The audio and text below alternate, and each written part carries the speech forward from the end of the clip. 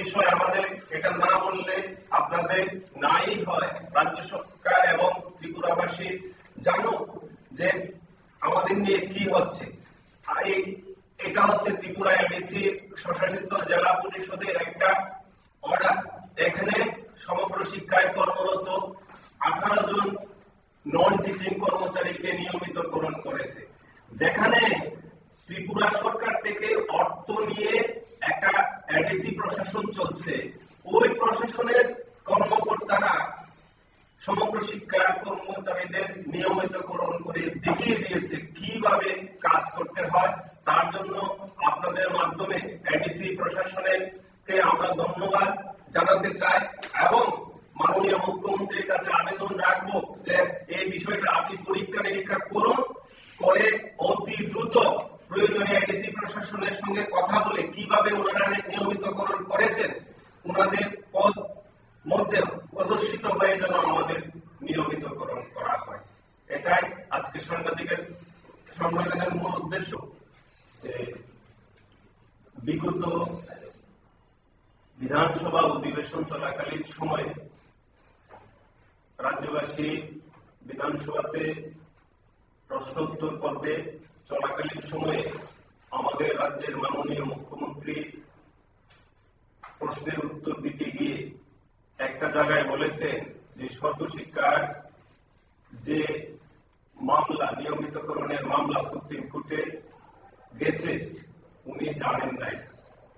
তো আপনাদের মাধ্যমে মাননীয় মুখ্যমন্ত্রী সহ রাজ্যের সমস্ত জনসাধারণের কাছে তুলে ধরতে চাই যে বিগত 23 ফেব্রুয়ারি 2021 সালে ত্রিপুরা উচ্চ আদালত সর্বশিক্ষার সমস্ত শিক্ষকদের নিয়মিতকরণ সহ পেনশন প্রদানের নির্দেশ প্রদান করেছিলেন। পরবর্তীতে রাজ্য সরকার আমাদেরকে ঠকানোর জন্য একটা স্কিম প্রণয়ন করে তাতে মাত্র 2 জন শিক্ষক নিয়মিত হন এবং আমরা পরবর্তীতে শিক্ষকরা পুনরায় এই রাজ্য সরকারের যে স্কিমটা ছিল এটাকে চ্যালেঞ্জ করে হাইকোর্টে মামলা প্রদান করি।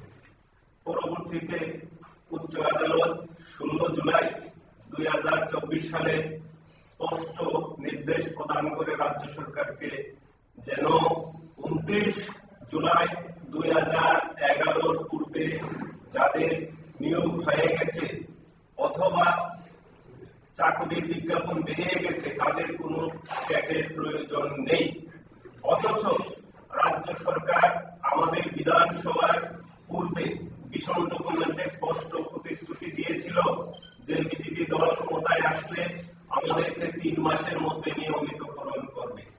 অথচ ওনারা 27 সেপ্টেম্বর 2024 মহামান্য সুপ্রিম কোর্টে আইএসএলপি দায়ের করে। তৎসঙ্গে আপনাদের এও বলতে চাই আমরা সুপ্রিম কোর্টে হিয়ারিং এ দিয়েছিলাম। এখানে রাজ্য সরকারের যিনি স্ট্যান্ডিং কাউন্সিলর ছিলেন উনি হিয়ারিং এ বলছেন যে ত্রিপুরা রাজ্যের যত সংখ্যক এলিমেন্টারি টিচার আছে ওনাদের জন্য ট্যাগ বাধ্যতামূলক যেন করা হয়। এই মর্মে ওনারা মাননীয় সুপ্রিম কোর্টে আবেদন রেখেছে ত্রিপুরা রাজ্যের সরকারের পক্ষ থেকে। অথচ অনেক বিজেপি শাসিত রাজ্য উত্তরপ্রদেশ সহ অনেক রাজ্য এখন পর্যন্ত 42 খানা রিট পিটিশন ট্যাগের বিরুদ্ধে মহামান্য সুপ্রিম কোর্টে দাখিল হয়েছে। আর আমাদের ত্রিপুরা রাজ্যে মাননীয় মুখ্যমন্ত্রী বিধানসভায় একদিকে দাঁড়িয়ে বলছেন উনি জানেন না যে মামলা সুপ্রিম কোর্টে আছে, উনি আইন দপ্তরের সঙ্গে কথা বলবেন উনার এই।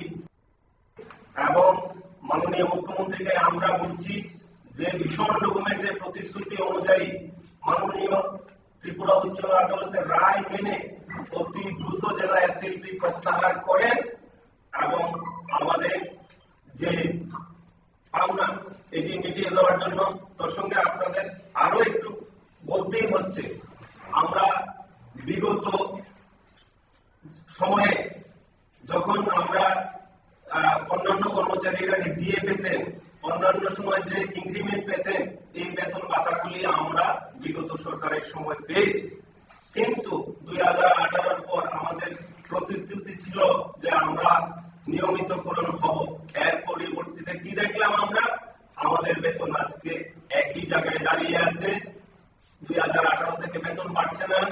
অন্যান্য কর্মচারীরা আমরা একই কাজ করছি, একই স্কুলে পড়াচ্ছি, একই ছাত্র পড়াচ্ছি, অথচ আমাদের বেলায় কোনো ডিএ প্রদান করা হচ্ছে না।